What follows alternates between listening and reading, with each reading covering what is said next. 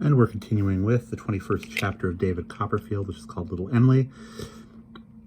David and Steerforth are in Yarmouth visiting Peggotty and Barkis, and Little Em'ly is nearby, although she has kind of taken on airs apparently, and many of the women in the town do not care for her. David is a little bit afraid to meet her, but he is now with the very rheumatic Barkis and Peggotty, and Barkis is insisting that David should be given a meal. "I've got a trifle of money somewhere about me, my dear," said Mr. Barkis, "but I'm a little tired. If you and Mr. David will leave me for a short nap, I'll try and find it when I wake." We left the room in compliance with this request. When we got outside the door, Peggotty informed me that Mr. Barkis, now being a little nearer than he used to be, always resorted to this same device before producing a single coin from his store, and that he endured unheard of agonies in crawling out of bed alone and taking it from that unlucky box. In effect, we presently heard him uttering suppressed groans of the most dismal nature until he had got into bed again, suffering, I have no doubt, a martyrdom, and then called us in, pretending to have just woke up from a refreshing sleep, to produce a guinea from under his pillow.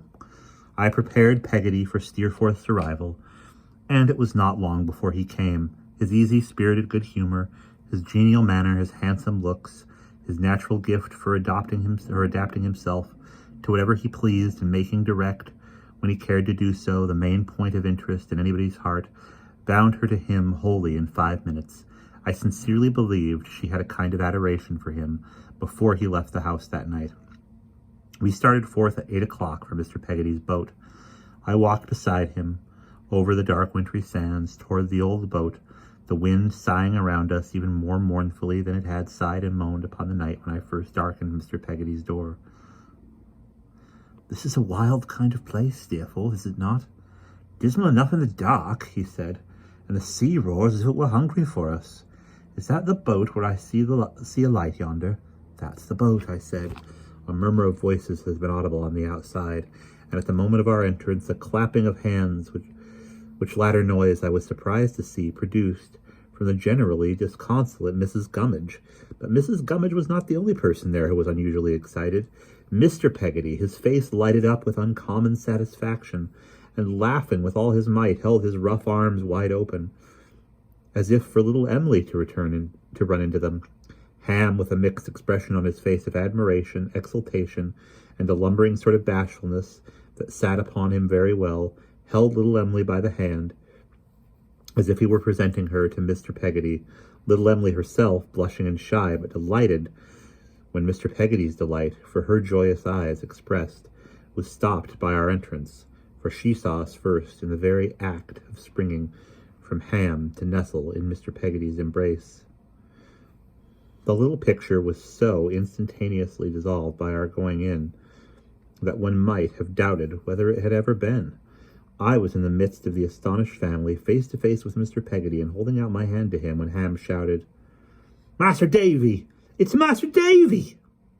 In a moment we were all shaking hands with one another, all talking at once. "Why, that you two gentlemen should come to this here roof tonight, of all nights in my life," said Mr. Peggotty. "Is such a thing as never happened afore, I do rightly believe. Em'ly, my darling, come here, my little witch. There's Master Davy's friend, my dear.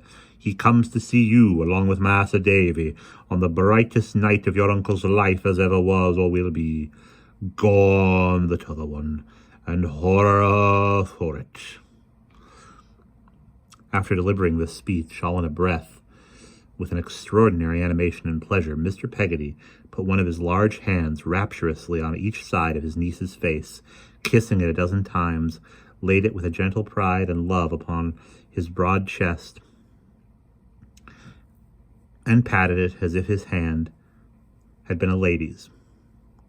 Then he let her go, and as she ran into the little chamber where I used to sleep, looked round upon us, quite hot and out of breath with his uncommon satisfaction. "This here little Em'ly of ours," said Mr. Peggotty, "has been in our house what I suppose. I'm an ignorant man, but that's my belief.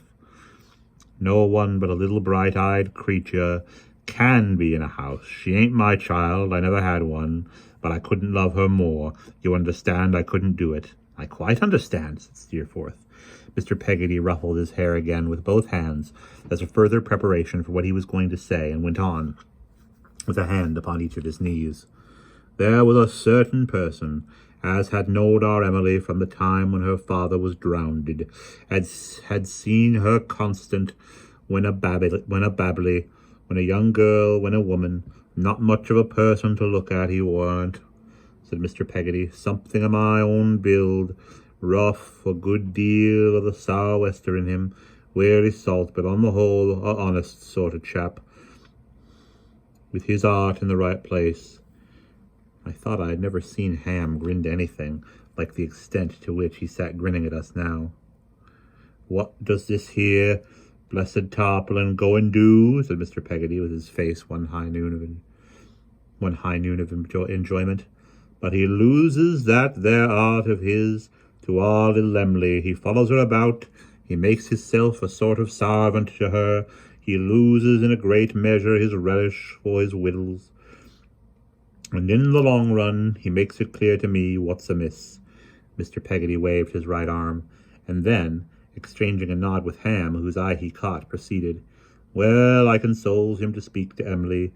He's big enough, but he's bashfuller than a little un, and he don't likes, so I speak. What? Him, says Em'ly, him that I've knowed so intimate so many years and liked so much.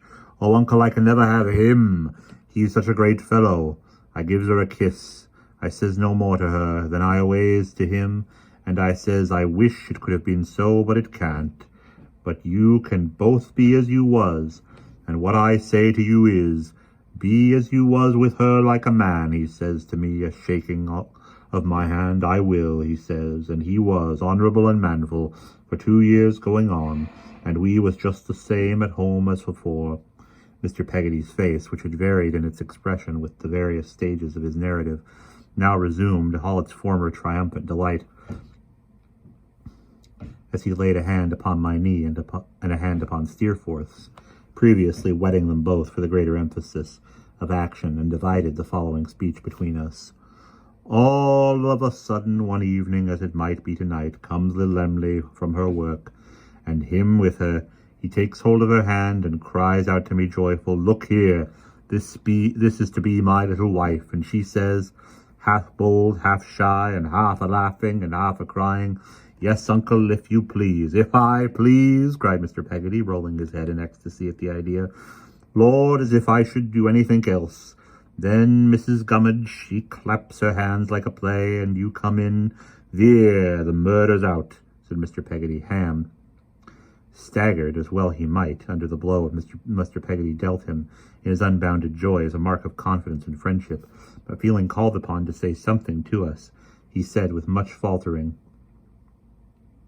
and great difficulty, She weren't no higher than you was, Master Davy, when you first come. When I thought what she'd grow up to be, I see her grow up, gentlemen, like a flower. I'd lay down my life for her, Master Davy. Oh, most content and cheerful. She's more to me, gentlemen, than she's all to me that ever I can want, and more than I ever I could say. I love her true.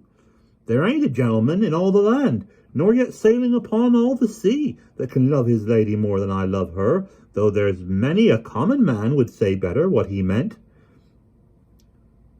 If it had depended upon me to touch the prevailing chord among them with any skill, I should have made a poor hand of it, but it depended upon Steerforth, and he did it with such address that in a few minutes we were all as easy and as happy as it was possible to be.